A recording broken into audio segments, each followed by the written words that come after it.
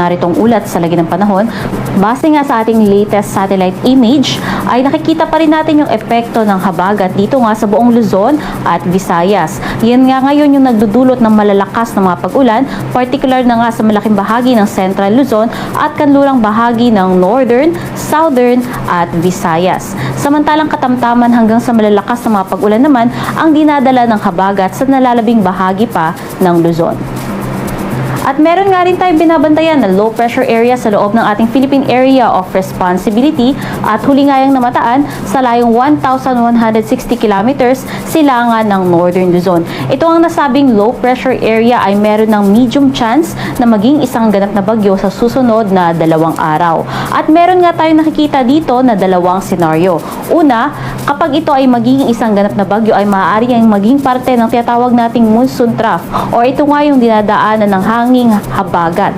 Samantala, kung hindi ito matutuloy na maging isang ganap na bagyo at mauunahan nga ng isang posibleng bagyo dito sa may bahagi ng China, ay mas bababa na nga yung tsansa nito na mag-develop pa at maaaring malusaw at mas magpe-prevail nga yung bagyo dito sa may kanlurang bahagi ng ating bansa.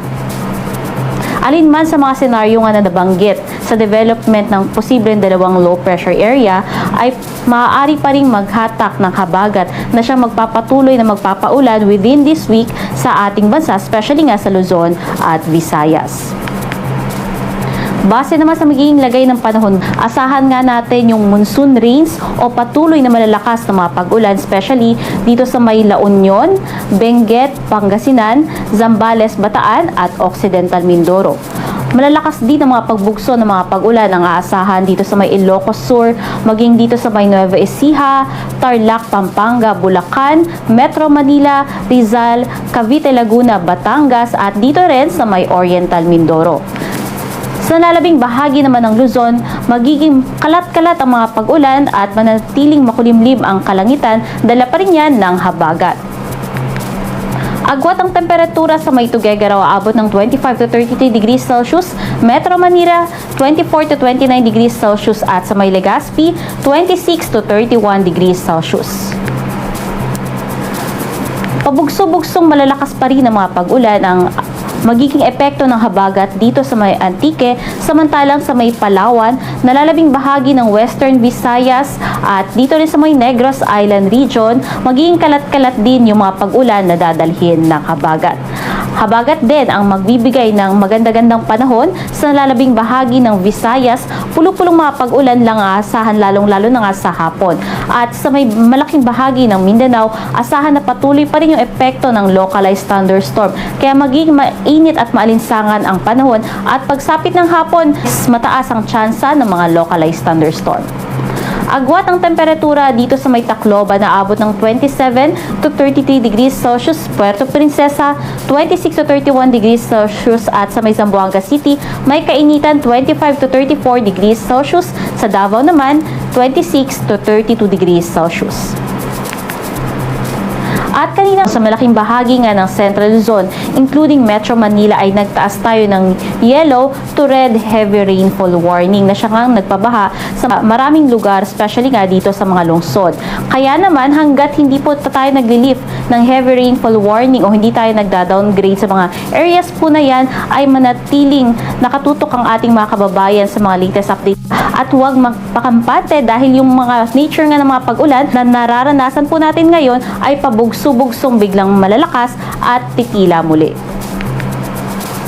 At base nga sa nakikita natin na mararanasang dami ng mga pag-ulan, simula ngayong araw hanggang bukas ng hapon, pinakamalalakas dito sa may La Union, Benguet, Pangasinan, Zambales, Bataan, maging dito sa may Occidental Mindoro na kung saan aabot ng 100 to 200 millimeters. Samantalang 50 to 100 millimeters naman yung asahan ng mga pag-ulan dito sa may Ilocos Sur, Abra, Tarlac, Pampanga, Nueva Ecija, Bulacan, Metro Manila, maging sa malaking bahagi ng Calabarzon except yung Quezon Province, Oriental Mindoro at Antique. Huwag po natin sasawalang bahala yung 50 to 100 millimeters na mga pag-ulan dahil nga nitong mga nakaraang araw ay malalakas na mga pag-ulan yung naranasan din po sa areas na yan. So kahit 50 to 100 millimeters ay maaari na pong magdulot ng mga localized flooding and landslide.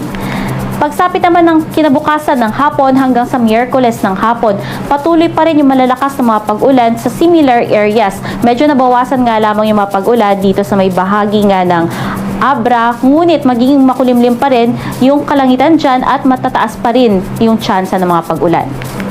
At pagsapit naman ng Miyerkules ng hapon hanggang sa Huwebes ng hapon, kapansin-pansin na nga yung pagkonti ng area, especially nga dito sa may part ng Central Luzon na wala na yung Nueva Ecija. Pero expect pa rin po natin malaking bahagi ng Luzon ang makararanas pa rin ng mga kalat-kalat na mga pag-ulan. At patuloy pa rin nga yung pinakamalalakas na mga pag-ulan sa may area ng Zambales, Bataan, Occidental Mindoro, kung saan ito nga yung mga areas sa may westernmost part ng Luzon, especially Central at Southern Luzon. Pinakamalalakas po rin po dyan, kaya iba yung pag-iingat pa rin sa ating mga kababayan na nakararanas pa rin ng patuloy na malalakas na mga pag-ulan. At sa magiging kalagayan nga ng ating karagatan ay wala tayong nakataas na gale warning, kaya malayang maglalayag lahat ng sasakyang pandagat. Ngunit iba yung pag-iingat sa mga papalaot dito sa may Hilaga at kanlurang bahagi ng Luzon, maging sa may silangang bahagi ng Mindanao dahil yung mga pag-alo na abot ng katamtaman hanggang sa may kataasan up to 2.8 meters. At sa magiging lagay nga ng panahon sa susunod na 3 araw, asahan nga natin na yung pabugso-bugso malalakas na mga pag-ulan dito sa Metro Manila, maging sa malaking bahagi ng Central Luzon at Calabarzon, magpapatuloy pa yan hanggang sa Miyerkules. Pagsapit ng Huwebes hanggang Biyernes, mas maigi-igi na nga, medyo mababawasan yung mga pag-ulan, ngunit mananatili pa rin na makulimlim yung kalangitan at kalat-kalat na mga pag-ulan. Samantalang dito sa may Baguio City, mas matagal pa yung duration ng ating mga occasional rains o pagbugso ng ulan. Aabot pa yan hanggang Huwebes, not only in Benguet, including Baguio City, kasama rin dyan yung La Union, maging dito sa may part ng Pangasinan. Kaya iba yung pag-iingat po sa ating mga kababayan, lalong-lalo na nga dito sa mga areas na yan, naka-experience na nga ng mga landslide nitong nakaraang linggo. At pagsapit nga ng Biyernes, dito sa may parts nga ng Northern Luzon ay mas babawasan na nga yung mga pag-ulan. Pero same as true, patuloy pa rin yung epekto ng habagat na siya magdudulot ng matataas na tsansa ng mga pag-ulan up until weekend. Sa may Legazpi City naman ay patuloy pa rin nga yung epekto ng habagat na magdadala ng kalat-kalat na mga pag-ulan hanggang sa Biyernes. Dito naman sa may bahagi ng Visayas sa susunod na 3 araw, more on yung Western Visayas at Negros Island region nga yung makararanas ng kalat-kalat na mga pag-ulan sa susunod na 3 araw. Ngunit sa nalabing bahagi nga ng Visayas ay mas magandang panahon na nga yung aasahan, pwera lamang sa tsansa ng mga pulupulong mga pag-ulan na dadalhin ng habagat. At sa malaking bahagi nga ng Mindanao, mananatili pa rin na maganda yung panahon, ngunit magiging mainit at maalinsangan at paghandaan pa rin yung mga tsansa ng mga pulupulong mga pag-ulan, pagkidlat at pagkulog.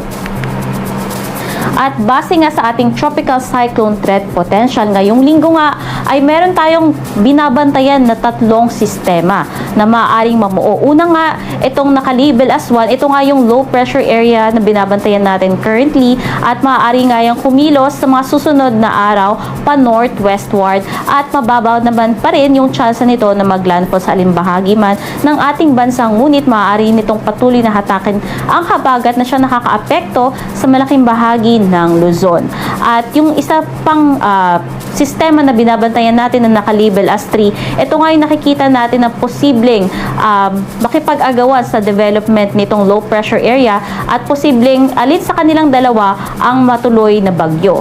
At ito nga nakalabel as 2 naman, ito yung bagyo na sa labas ng ating Philippine Area of Responsibility at sa nakikita natin na by next week ay posible nga yung gumilit sa ating Philippine Area of Responsibility at maaaring may mamuo na naman na another na low pressure area dito sa may malapit sa may part ng China. So marami-rami po yung mga circulation na babantayan natin within this week hanggang sa next week. Though mataas pa rin yung uncertainty nito, ay patuloy pa rin tayong mantabay sa mga latest updates sa mga posibleng low pressure area at bagyo.